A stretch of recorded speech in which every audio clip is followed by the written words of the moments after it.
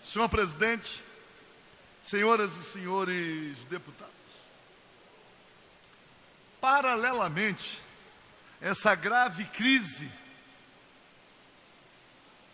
que o governo do Estado adjetivou de calamidade pública, quer dizer, crise financeira, e o governo do Estado confunde com calamidade pública para encaminhar a esta casa um projeto de lei cujo objetivo consiste única e exclusivamente em apunhalar o servidor público, não só com demissões, mas também com corte de salários. Vamos acreditar que esta casa, em representando a população do Estado do Rio de Janeiro, tenha apreço pelo servidor e tenha apreço também com os serviços públicos, porque a calamidade pública verificada consiste na paralisação de muitos serviços públicos, tendo em vista o modelo assumido pelo governo, com as terceirizações e, simultaneamente, a precarização para a prestação dos serviços. É claro que temos acompanhado a agonia do servidor público, tendo em vista a questão do pagamento em dia dos salários. Quero daqui desta tribuna mandar um forte abraço para o Dr. Carlos Jung, advogado da FASP, Federação de Associações e Sindicato dos Servidores Públicos, pela pressão através de vitoriosa ação judicial que vem fazendo sobre o Poder Executivo para fazer com que, pelo menos, com os recursos disponíveis, dentro do tempo possível, a remuneração de servidores ativos e inativos seja honrada. Mandar um abraço para o Dr. Álvaro, presidente da FASP, também para o Dr. Francisco, diretor jurídico. Mas dizer que em Brasília, e tem havido uma reação muito grande de setores organizados da sociedade, a Câmara dos Deputados está votando a famigerada PEC 241, com um argumento falacioso, mas que consegue iludir parte da população. A limitação de gastos, a correção dos gastos através dos percentuais inflacionários. O governo Temer não confessa que o objetivo consiste em algo que já está embutido na Lei de Responsabilidade Fiscal. O superávit primário para pagar os juros extorsivos da dívida pública e para continuar ou para ampliar o atendimento à banca, é preciso cortar direitos dos servidores, deixar de aplicar em saúde, educação e em outros serviços públicos, mas também penalizar aposentados e pensionistas, a chamada reforma previdenciária. Não acredito que a população brasileira vá se deixar envolver pela mesma esparrela que foi derrotada a partir do segundo governo FHC.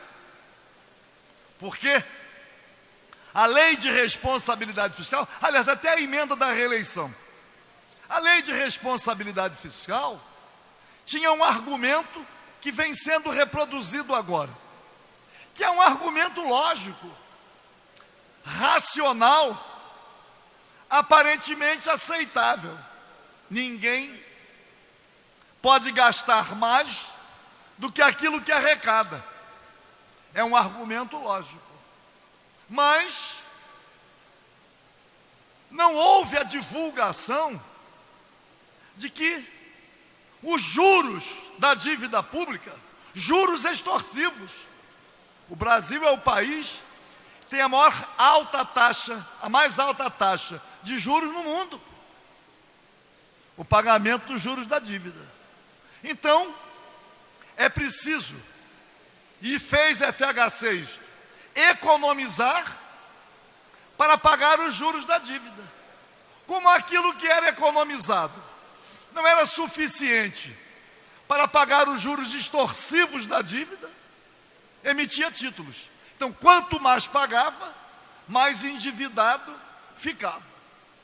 E o governo FHC foi derrotado.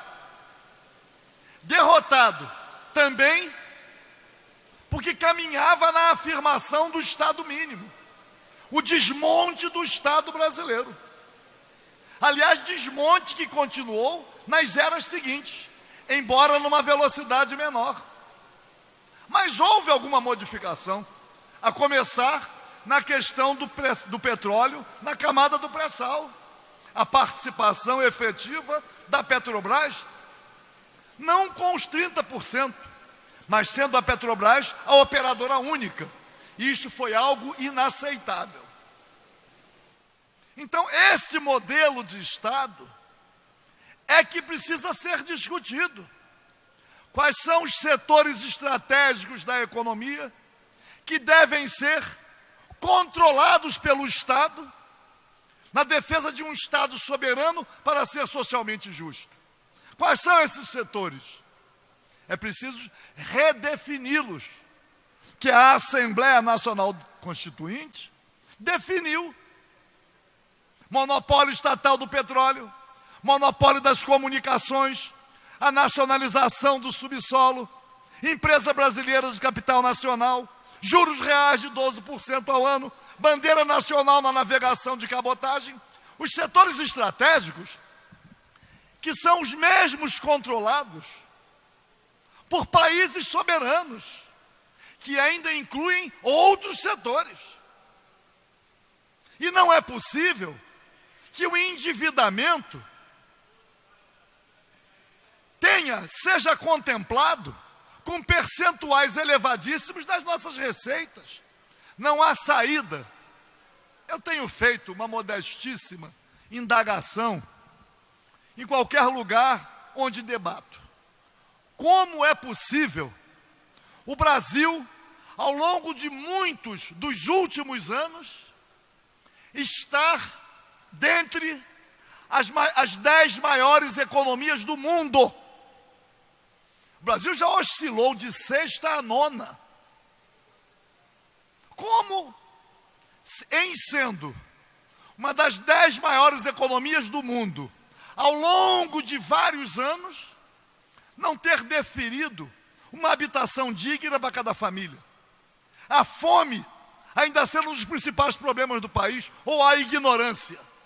Não ter atendimento à saúde, nem atendimento básico. Afinal de contas, o que significa para um povo, para a classe trabalhadora, ostentar o título de 6ª, 7ª, 8ª, 9ª economia do mundo ao longo dos anos? Qual é a resposta social? Para concluir, por favor, deputado. Para isto. Então, senhor presidente, senhoras e senhores deputados, esta falácia, esta mentira, precisa ser enfrentada. E agora, com essa famigerada emenda constitucional 241, eu não sei se é um preço a ser pago.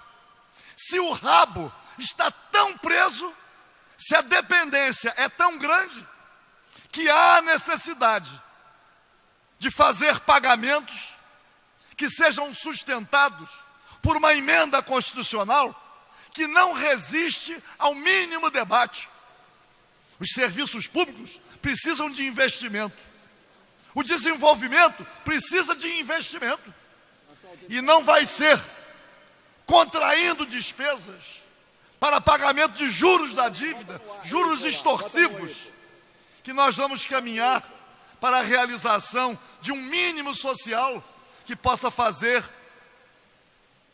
também, ou possa oferecer a mínima possibilidade de felicidade para a maioria esmagadora do povo brasileiro. Não a PEC 241, não a reforma da Previdência nos moldes que querem fazer, e sim a bons serviços públicos, mas sim, acima de tudo, ao modelo soberano com distribuição da renda. Muito obrigado.